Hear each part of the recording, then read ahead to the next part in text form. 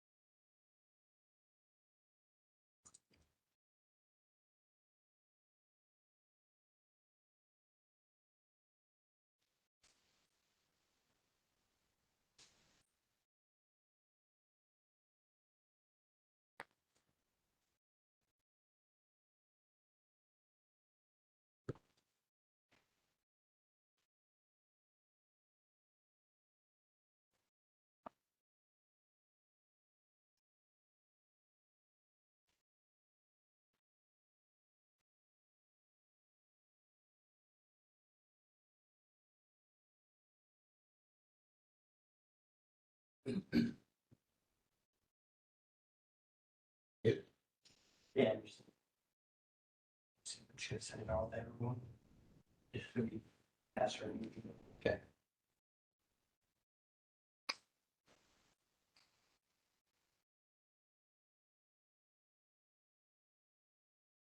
Nice.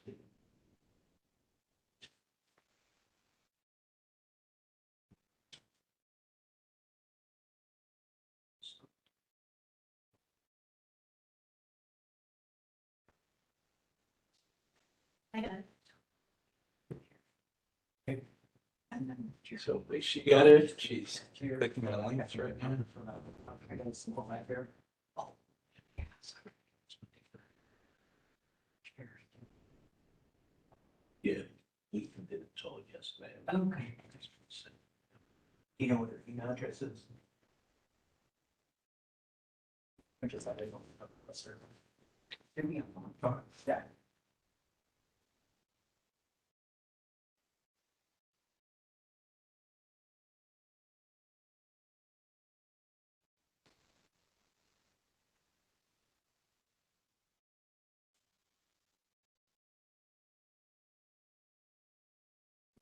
Okay, I just got it. So it got through my firewall.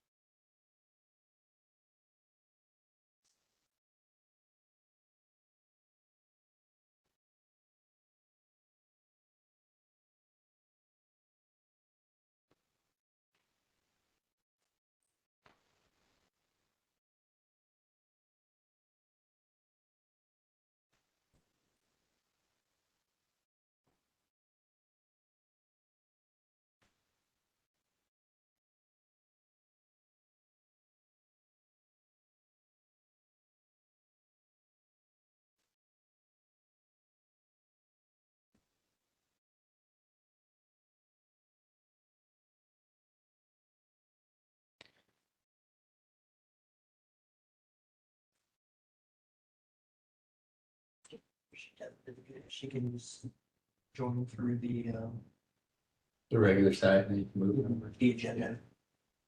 I can just promote them. She's usually pretty good about navigating the different links.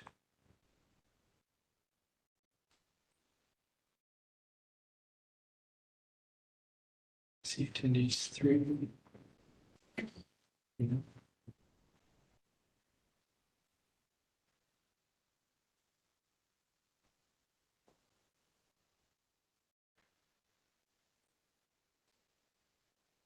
Well, why don't we go ahead and get started and then we'll come back for the minutes. So I hate to chew up any more time. How valuable that is. So let's go ahead and just we'll skip over the minutes, go down to Roman numeral 3, the census and supervision of free trial services population to date. So turn it over to you, Director Best. All right. Go ahead, slide 3. All right, good morning and happy new year, everyone. I'll get started and Aaron and I are kind of tag teaming this one. So basically, just with this slide, we wanted to just showcase again what our current population is for both resident population with those that are in custody, as well as those that are on pretrial services supervision. Those individuals are not in custody. So as of today, our resident population stands at 1,243. And as of January 21st of 2025, our pretrial services supervision population stands at 247. Of the 247, 65 of these individuals were court ordered with a GPS condition. So we wanted to start breaking that out. GPS is global positioning system. It's just, supervision monitoring by electronic device.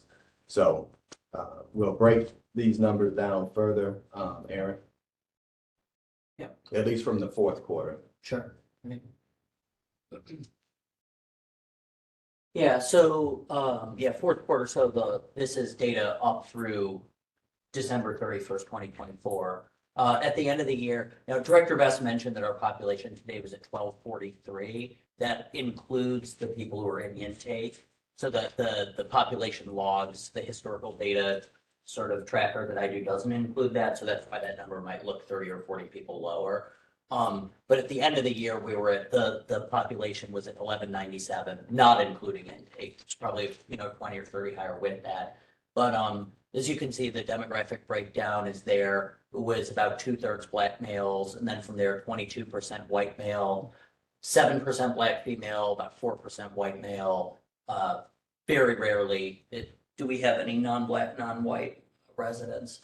So they're not a very sizable Hispanic It's population. not big. I mean, Hispanics also a separate indicator in the data, Okay. but I would say probably 20 to 25 out of 1,000. It's maybe Pretty small. 2%. Okay. Yeah, something like that. Okay. It's just, I think St. Louis has a pretty small Hispanic population in general. They So do. yeah. They do.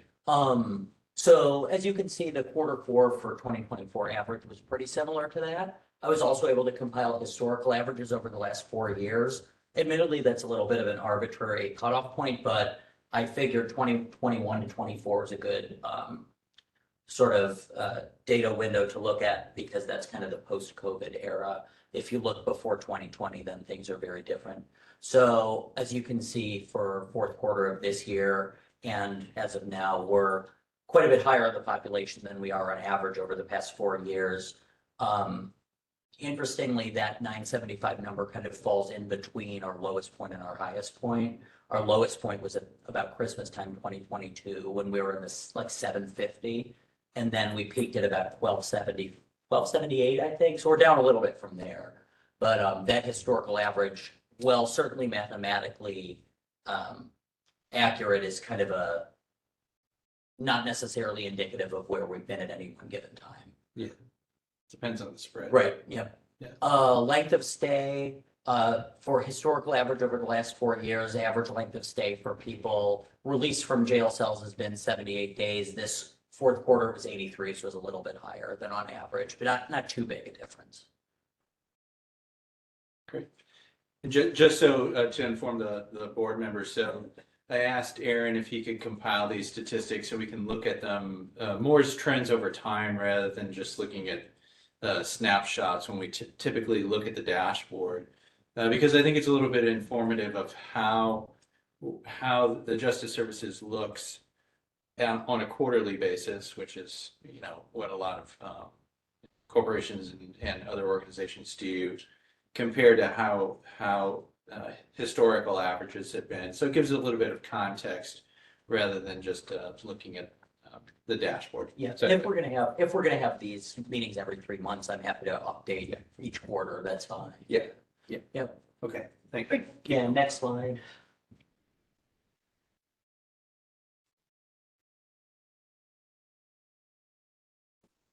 This is just average age. As you can see in fourth quarter 2024, the average age of the jail population was 34.5. Over the last 4 years, the pooled average age was 33.8, and that speaks probably to the overall sort of gradual average age in the US going up, I would guess. I remember when we looked at data from 5 to 10 years ago, it was a little bit lower than that, and it's just kind of creeps up a little bit every year. Next slide, please. I think Cindy's invite got Oh. caught up in her spam folder. Sorry. Sure, no. Let me Yeah. forward it. I'm going to forward it from my email here really quickly. Let's see.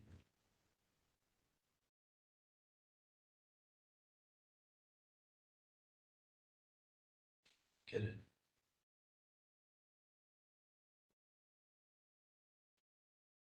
Okay, sorry, go ahead, Aaron. No problem. So here are bookings and releases for fourth quarter 2024. We booked 2,842 people in the jail.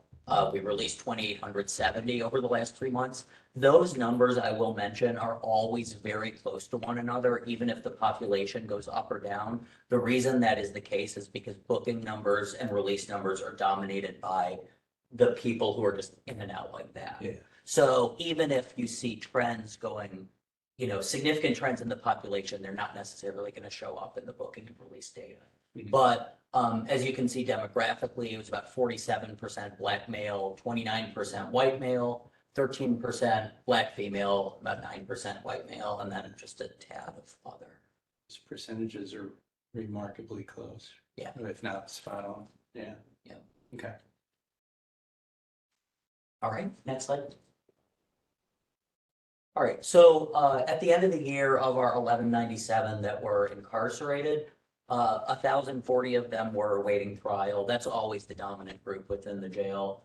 But we had 100 who were probation or parole violations, 21 sentenced, 16 who were some kind of federal or contractor hold or something like that, and 20 in a other miscellaneous category. As you can see, like if you look at the 4-year historical average, that breakdown is pretty standard as to how it always goes. Pretrial is usually 80, 85, 87% or so of the overall jail. So that's no different than usual. And just for clarification, so that we don't confuse anyone, when we say pretrial, this is actually pretrial detention. In the jail, Not yes. pretrial service. These are people in the jail who are awaiting trial. In a few minutes, we'll get to people who are on pretrial release supervision who are out of the jail. There are 2 uses of the word pretrial, and unfortunately, they can get conflated pretty easily. Next slide, please. So in the fourth quarter, this is a tally of all people who were admitted. This is actually just admits to jail cells, not the people who are just booked and released. But as you can see, 63136, the zip code, admitted about twice as many people as any other zip code to the jail. That's very common. That zip code always dominates the admissions data. And I would say that ratio of it being double the next highest one is pretty standard. For if you look at the historical data over the last 4 years, it looks like it's right about online with that too. 63136 is in North County. I think it is maybe just a little bit north of Highway 70 where like Jennings is, I'm pretty sure. 63114 is Overland.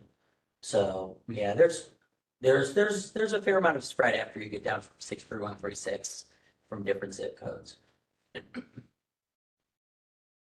Next slide.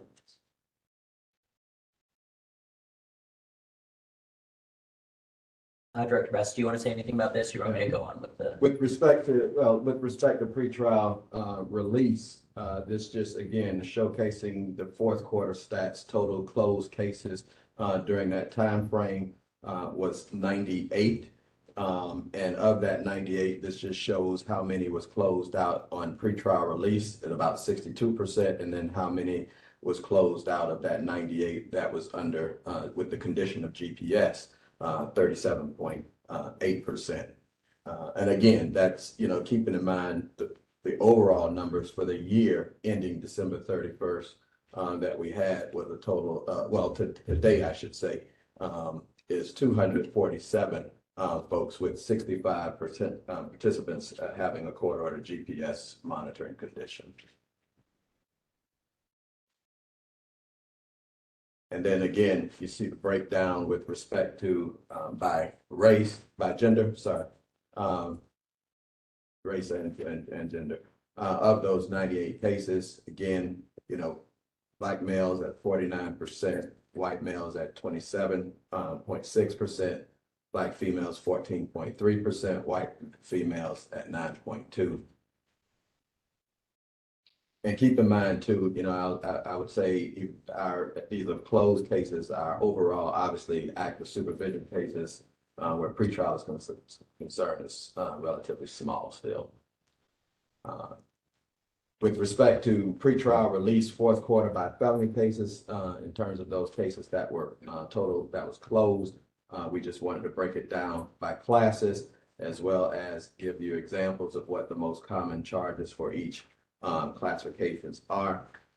What I do want to do is highlight on this, which is not reflected on here. Of the 98 cases closed, our arrest-free, or if you are looking at the dashboard on the website, we refer to it for now as public safety rate. This is about 93%, which we cite as our arrest-free, i.e. public safety rate. And then our court appearance rate was about 80%. When we're saying arrest-free, we're talking about folks that have closed their cases out with no new charges, at all. When you compare that to the calendar year of 2024, our arrest-free rate was about 95%, while our court appearance rate was about 71%. So as we talked about this in the past, our arrest-free rate has always been very good within the 90 percentile. And what, I still believe we will need to work on and continue to do a better job on, even with such a small active pretrial population, is that we should try to get our court appearance, our failure to appear court appearance rate below 10%, at least 10% or below. That should be, in my opinion, what we should target as best as possible. Right now, again, with our court appearance rate, even when you're talking about ending for that year at 71%, I still think 29-30% is high. So we need to kind of bring that court appearance rate down. Okay. And that, again, just a food for thought. So in trying to work in doing that, you've heard me talk a lot about pretrial services reform. I've used terms like reimagining pretrial services within justice services. So these are some of the things I wanted to give an update on. As we've been talking about for quite some time, we have officially entered into an agreement with the Center for Effective Public Policy. Matt Alsdorf is the Associate Director for the Center for Effective Public Policy and Co-Director of Advancing Pretrial Policy and Research. Again, the agreement was signed in December, as well as accepted by the County Council late November, early December. So we have begun our discussions with the Center for Effective Public Policy through Matt, and also his colleague is Dr. Michael Jones, who is also part of this. Both of these individuals are nationally recognized experts in pretrial advancement. with a focus on the national, state, and local level landscapes. They both were involved with a lot of the pretrial reform through the office, the statewide Office of Pretrial Services in the state of Illinois.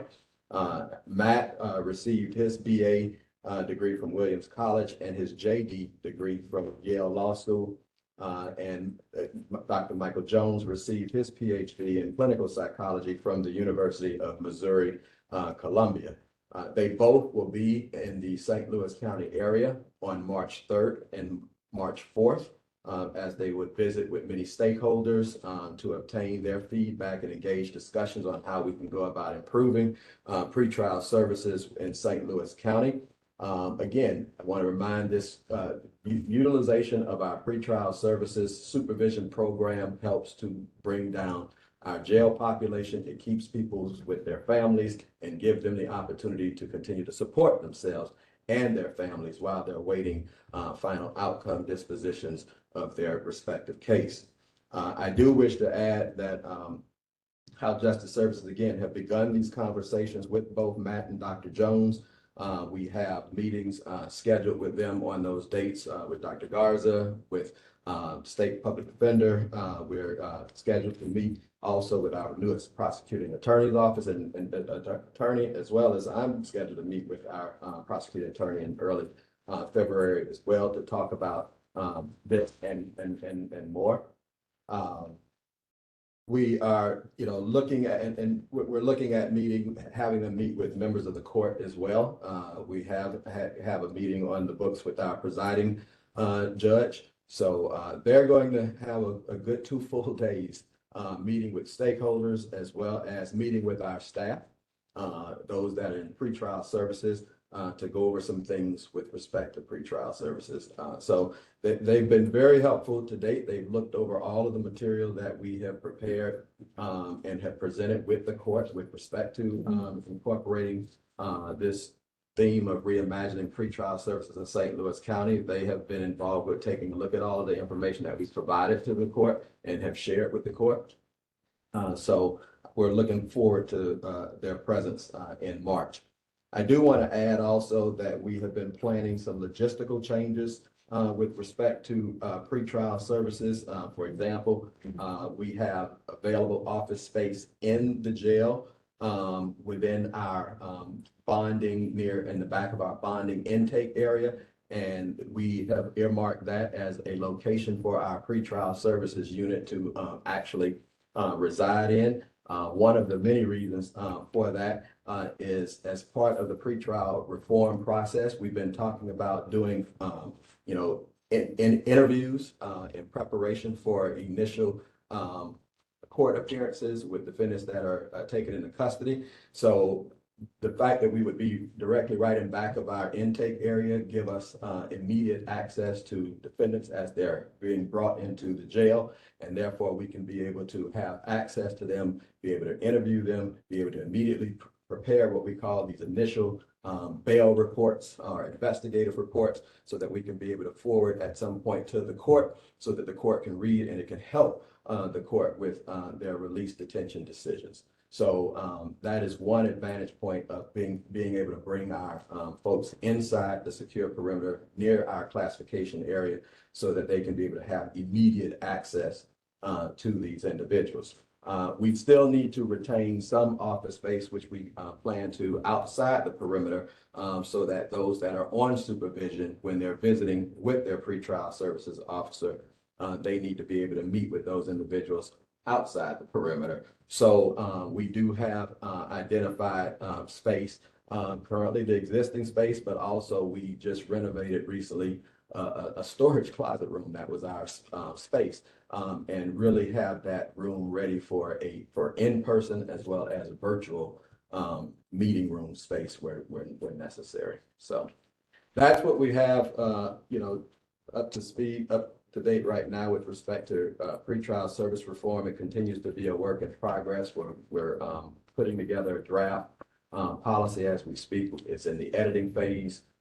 So we're moving along quite well where this is concerned. Any questions on that? Any questions from the board on pretrial services reforms? A lot of good work going on in that area. Okay, let me circle back then and officially call the meeting to order, since we now have a quorum. So I believe we need to do a by name. Is that correct? Dr. Bozeman, Here. Dr. Cunningham,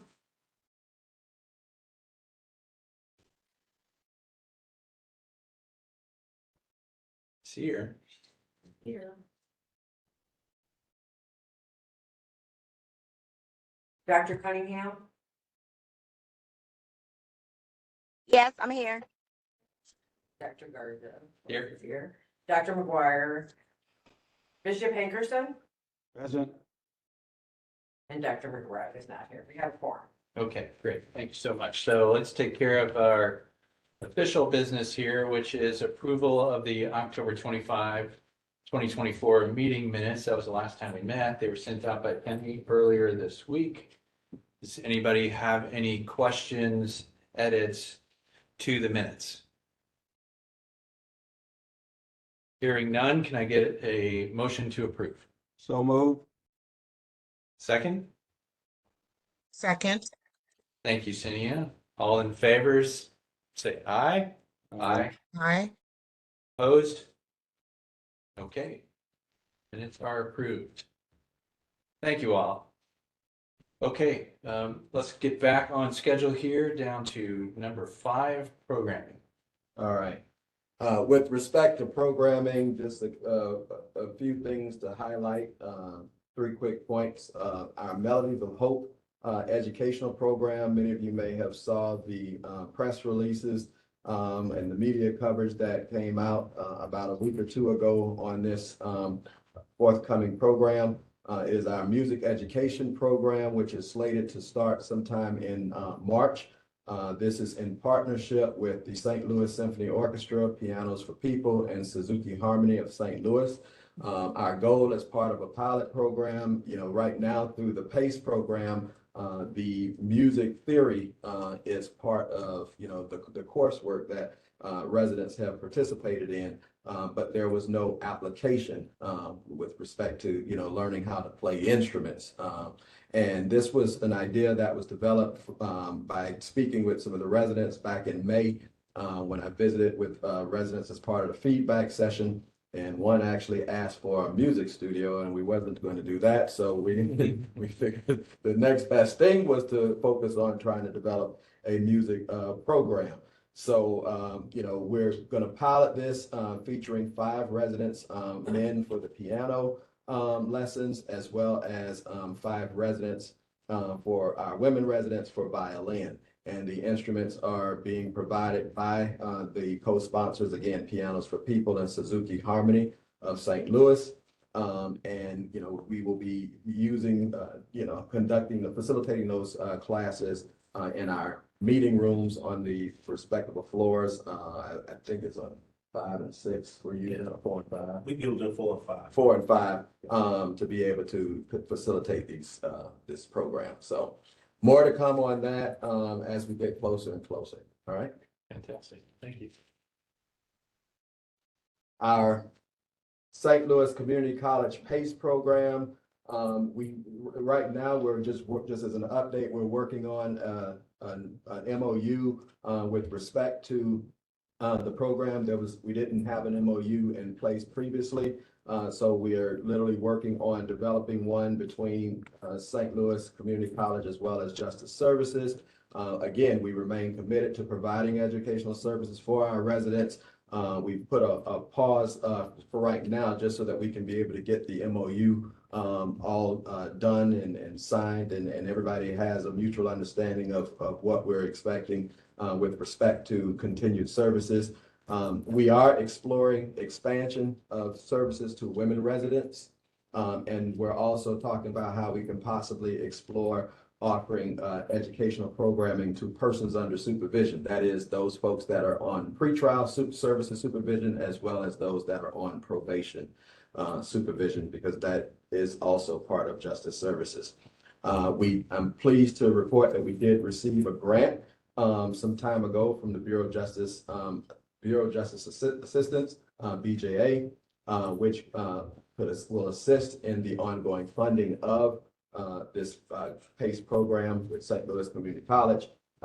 And that they're looking to restart, programming in the fall. However, I've asked that we take a look at as long as we can have the MOU in place by sometime late spring or hopefully in the summer. So I'm waiting to hear back from St. Louis Community College on that. Nice. And then finally, I'm pleased to report we now have the opportunity for all bonds to be posted online. We've been in conversations with our county treasurer, with our county director of administration, Rodney G, and through their assistance. And I do want to give both Jody Patterson and Rodney G and Deanna Vinker, who has assisted us greatly with getting this going. Justice Services can now introduce to the community, to the legal community, the opportunity for residents to have their bond posted online as opposed to traveling to Clayton for completion of bond. So we believe it's a seamless process that will help expedite the release process. Certainly, I encourage family members, lawyers, and all those where necessary to use the online process that is now in effect. We are going to provide, some press information on this. I have notified, some of our stakeholders as well about this online bond posting process. And what this will do is this will allow us to also repurpose some of our staffing in other critical areas as well. Specifically, we're looking at, doing something with the third floor in the middle of February, not third floor, I'm sorry, the third shift, as to whether or not we're going to keep that window open during that time frame, as opposed to reassigning, somewhere else. And then that way, still be allowed to process those bonds by them being able to post online. So that's basically just so, forgive me for not understanding the bond process, but so traditionally people would have to come out in person to post the bond, is that right? And now you'll be able to just take care of that online. Yes. Okay, that's great. Yeah. Do we know if any other jurisdictions around here do that? I believe St. Charles they have the bond online, and I think they have the kiosk. Yes. So, Okay. yeah, so I know one of the things they did was, researching, because I actually got the idea just looking around, seeing what others, and I've always, when I do the research, I tend to go beyond the region. Sure. So, we were able to see so many companies that actually help with facilitating Yeah, this. so that makes sense, Okay, All right, great, thank you. all right. Let me stop there and make sure there any questions from the board about any of the programming that Director Best just shared. Okay, very good. Continue. Right, Aaron will be with the administrative, the statistical for fourth quarter on the administrative matters. Yes. Move to number 4 on the agenda here. Yes, we have several positive points here, I think. If you look at the left column versus the right column is the monthly average over the last 48 months, whereas the left column is the monthly average over the last 3 months. You can see that the number of open DJS positions is down substantially versus the 4-year average, as is the number of overtime hours. It's gone, on average, it's been a little over 5,000 a month for the last 4 years, which is now over the last 3 months averaging 4,178. Resident to officer ratio stands right about where we've been on average. Use of force over the last three months has been very low. It's been low compared to the historical average. And if you look at 2024 overall, it's just been trending down pretty much the whole year. ER runs are higher. This is one metric that tends to have big spikes in one particular month. And so the variation month to month is huge. So if you catch a real big month within a 3-month window, you might get an average that outpaces the overall 4-year average. Jail visits is a little lower than it is on average, and hospital posts is also lower. Those ER runs, jail visits, hospital posts are generally kind of high variance metrics. So you'll get you're more likely with those to get estimates that are maybe not necessarily in line with that trend way up and down as compared to the long-term average. There's a lot more variability Right, yeah. in that number. Yeah. But it looks like from the hospital posts, if I'm gonna infer anything from this, it's a lot of people needed to get some urgent medical care, but they weren't admitted to the hospital either, so it wasn't significant. Based on the ER runs being high, but the hospital does being Correct. low, right? Correct. But they didn't have to be admitted to the hospital, something that could get corrected and then resolved. Yeah. Okay. All right, and then just two quick points. One, we can disregard the title up top, census and supervision population, kind of move the slide down and didn't change the title, so it is administrative matters. But then also one other quick point, during the fourth quarter of 2024, we did have 33 public integrity concern forms submitted online. But I do want to note that the bulk of the issues relate to residents not having a tablet, which has impacted their telephone calls, as well as general maintenance concerns, which we continue to address. Thank you. All right. With respect to the budget, the FY 25 budget, Justice Services sustained a slight increase overall above FY 24 appropriations, somewhere, I believe it was 37 to 38 million, somewhere around there. But we also incurred a substantial cut with respect to payroll, resulting in a loss of funding for about 47 positions. In other words, we have a total of 403 positions on the books, but we had a cut in the funding for all of those positions. Now, granted, don't get me wrong, we do have to look at some of these current vacancies and have to make a determination as to whether or not does Justice Services still need those vacant positions, and that's something we will continue to assess. And if we do not need, then we will scale back and leave well enough alone, so to speak. But it is something that we are reviewing. At the same time, we're also looking at our services and what services that we will be able to scale back on as well. I do want to point out and make known in terms of current onboard staffing, because obviously that's always a concern. That will remain a priority with a focus on avoiding any job loss. It is not my intent to go down that road, because I do believe that we need every single body that is present with us and then some. So, we are going to continue to work with our staff in avoiding any job loss whatsoever. I'm confident that we will be fine. I also want to, make it clear, though, we are going to take a look at those current vacancies to make sure if we don't need to proceed further with those current vacancies, then we'll make that decision.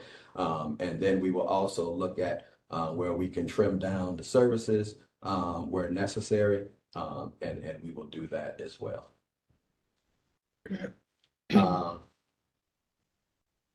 With respect to body worn cameras, this is one thing that we've talked about last year, where I did receive approval to proceed with securing body worn cameras for our staff, which can help in all kinds of areas, not just trying to record events that occur, but also help to enhance training. With respect to how we train within our interactions with residents and, with any kind of use of force matters. So earlier this week, we received our body worn cameras for distribution. We have finalized and distributed our policy regarding this issue. However, prior to implementation, again, we must undergo training with our staff and communication with our staff to ensure, understanding of how in terms of the functionality of the body worn cameras. We want to make sure we do this right. So, while we do have them, I just want to give that update that we do have them on hand, and we are going to start now looking at a training plan with our professional development department on how we go about getting everyone trained on the use of these body worn cameras. Right, I'm responding to Dr. McGuire here. She's trying to join.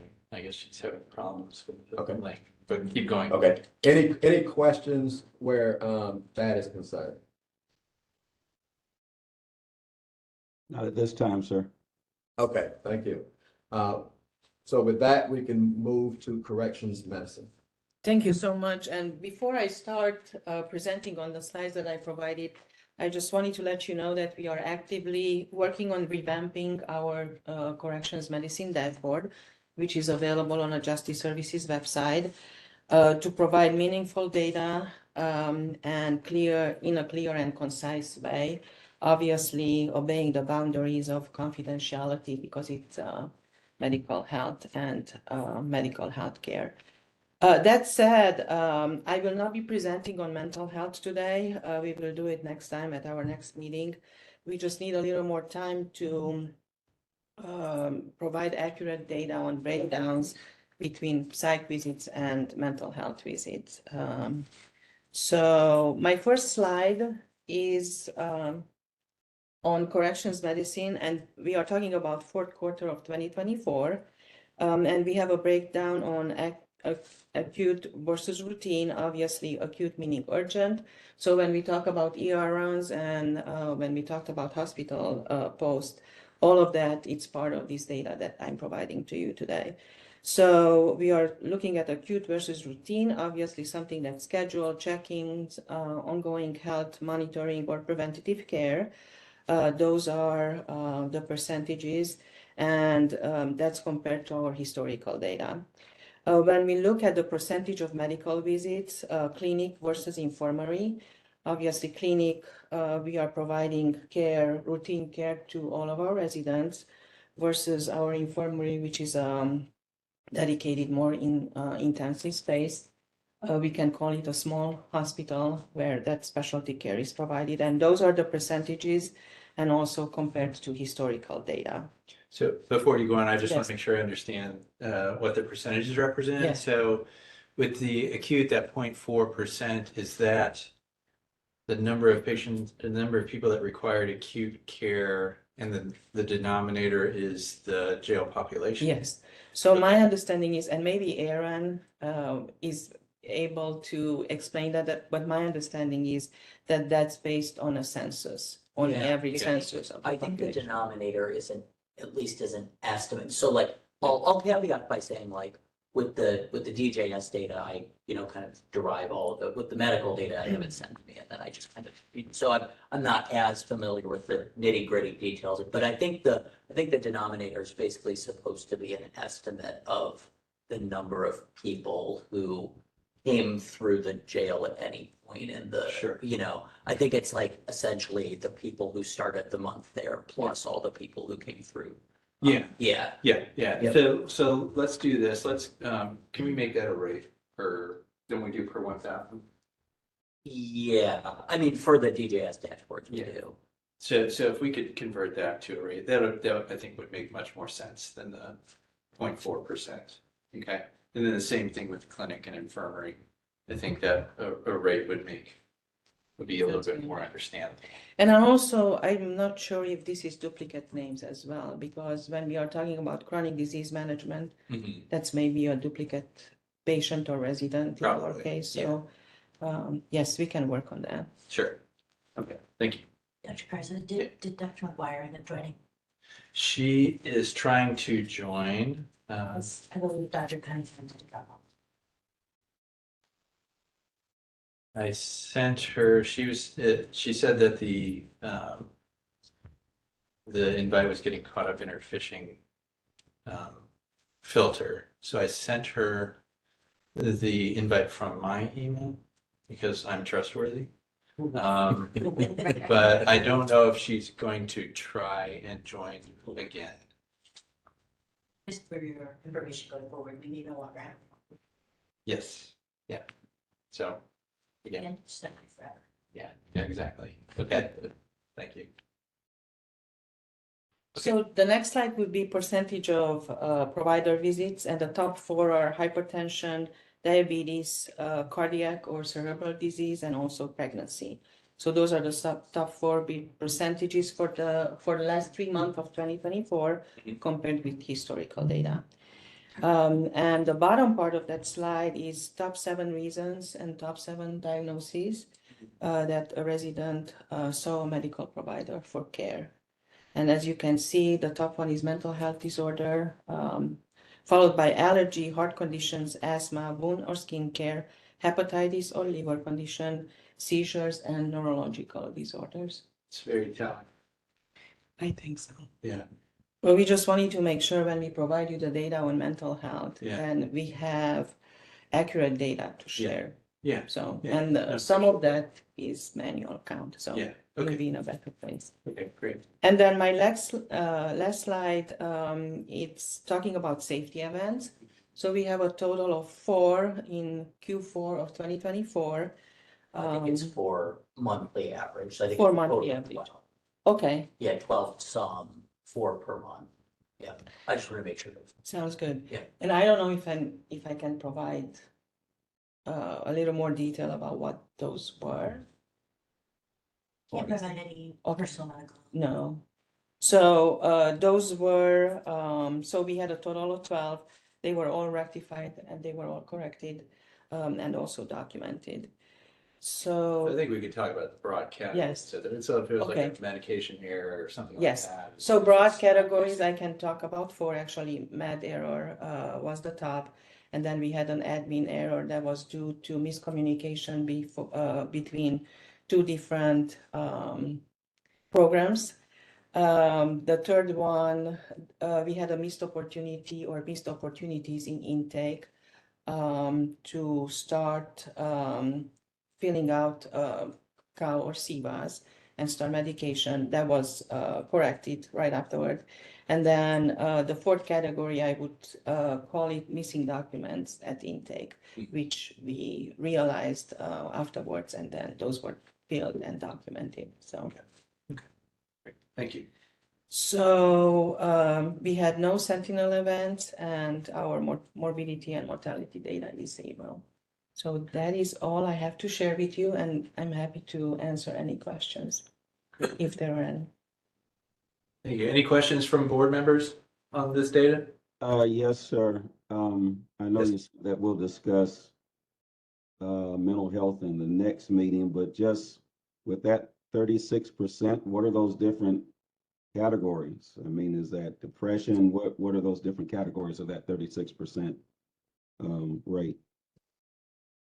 So that is the data that we are not providing today, mainly because we decided that it's not very accurate. Got you. When we come to you with that particular granular data, we just want to make sure that that's presented correctly, and it's 100% accurate. Okay. And these individuals are receiving medication? Yes, they are, and they are receiving care as well. Got you. Thank you. Thank you, Bishop. Good question. And thank you for that report. You're welcome. The overview of the DGS dashboards, that Roman numeral category 8 has really been done throughout the other areas. Right. So just as an FYI there. Was there anything? I'm still happy to answer questions Yeah. on the dashboard if anybody has any, but I think as Director has said, like we kind of touched all the big points and that can get integrated in the, quarterly summary. But if anybody on the call or anyone here has questions specifically about them, I'm happy to take them. Yeah. In my review of the dashboard, I didn't see anything that, looked out Already of place or, that was, outside the bounds. I think everything was captured within the slide, so. I do want to highlight as a kudos to our correction staff, because when you look at, the use of force that was mentioned earlier by Aaron, and you look at the November 24 to December 24, it's a decline, but it's a sharp decline from January of 2024. So, I do want to highlight that. they continue to look at, we saw a decline in both the voluntary and involuntary use of the restraint chairs. And we also saw a decline in the use of pepper spray. So, I do want to, give kudos with that sharp decline. So, Yeah, that's and great. that's in the face of a rising resident population. So, Great. Okay, great. Thank you. Thank you. I think that gets us to the end of our agenda here. Is first, before we go to any public comment, I want to make sure anybody around the table had anything else to share. Mr. Chairman, Yes, sir. I know it's going back to number 3. but I'm Yes. I'm still stuck on this 63136 zip code. Yes, sir. Is that ongoing, that zip code has the highest amount of crime? Yes. What type of alleged crimes are these? That's pretty troubling. I know we're not into preventive measures, but yeah, what's going on with that? I mean, that, the 63136 zip code always admits probably double as much as any other zip code in our jail. Wow. I don't want to speak to the type of crimes without having the data in front of me, because I don't want to make a guess that's wrong. But if the board is interested in having that official data, then I'm happy to talk about providing that to you. I just don't want to make a guess on the spot. I will say this, I do know for a fact that 63136 is North County. And in North, I don't know about that zip code in particular, but in North County, the proportion of charges that come into our jail that are guns is way higher than it is across the board. That's one statement I can make that I probably would assume that applies to that zip code as well, since that's the most representative zip code. But I don't have data at hand this second about what the breakdown of charges by zip code is.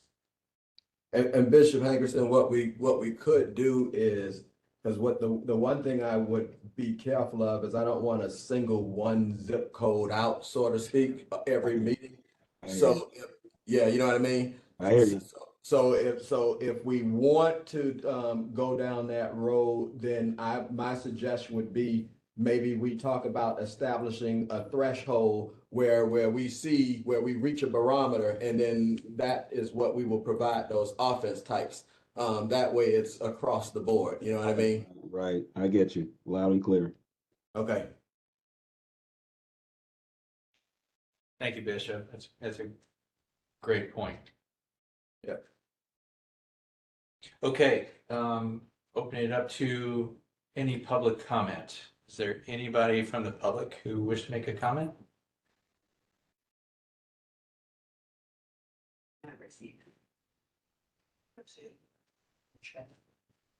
Nothing in the chat? Okay, great. All right, so we're at that point in the agenda where we set our next board meeting and any other agenda items that the board would wish to see. We have moved, I forget if we moved to quarterly or bi-monthly. And so because we had to cancel some of those dates for various reasons. Initially, it was bi-monthly. I think we only did it this time because of there was a lot of ins and outs around the holiday. Right, holidays, whatnot. So if that is true, then the next, so we typically meet on the last Friday of the month. That's true. Make sure I remember that. Fourth Friday of the month. Fourth Friday of the month. Thank you. And I believe that puts us at March 28th, which is fine. I know if you're like me and you have kids that have various spring breaks, sometimes that causes issues. I will note that if we do March 28th, we won't have the Q1 data quite yet for 2025, Okay. which is fine. And I just, I can set a cutoff date. But Yeah. Do we know when Easter is? It's in May. I think it might even be in May. It's late. Is it? It's April 20th. It's Easter. I would suggest that we do that April 4th. I am fine with that. That does move us away from the Friday, which, you know, I don't think there's any hard and fast rules about that. I will say I have a personal appointment at 8 in the morning, so I think I'd be done by 9, but, Okay. so. Sorry, looking through my calendar here. Well, if we wanted to wait and get all the data for the first quarter, which I would recommend, then I think either the 18th or the 25th would work well for my calendar, and not that the world revolves around me, but other board members, do either of those dates look good on your calendars? Of April, Yes, sir.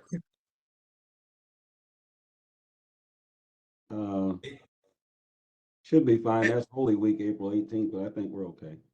So maybe well, I want to make sure everybody is good. So would the 25th work better for you, Bishop?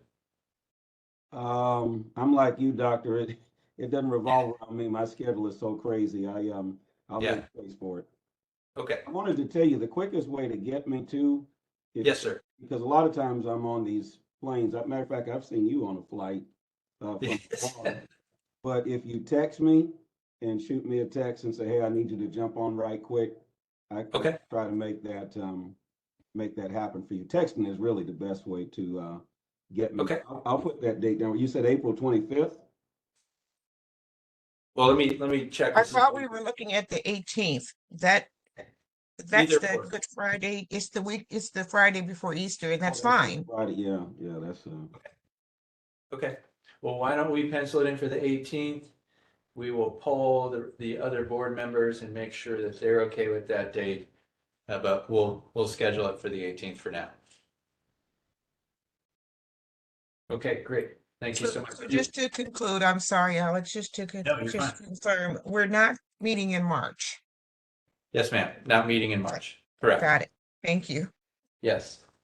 Are there, Bishop, I heard your request for some data on mental health Yes. and some zip code, take a look at zip code data. yes. Is sir. there anything else that the board members would be interested in hearing? So I sat down and went through the dashboards, and this is how I came up with the slides that you saw today that I asked the staff to process.